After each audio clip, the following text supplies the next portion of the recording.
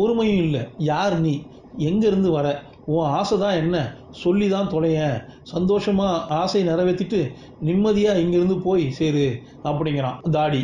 அப்போ தான் அவர் சொல்கிறாரு தன்னோட பேர் பகாசூரன்.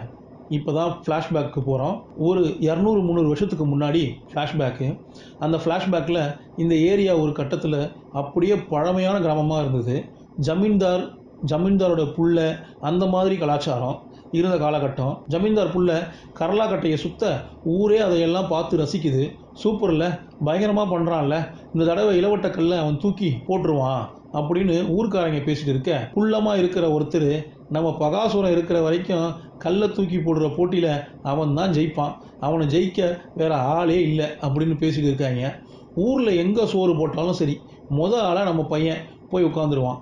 எல்லாருக்கும் கரண்டியில் வச்சா இவன் மொத்தத்தையும் கொட்ட சொல்லுவான். கொஞ்சம் கொஞ்சம்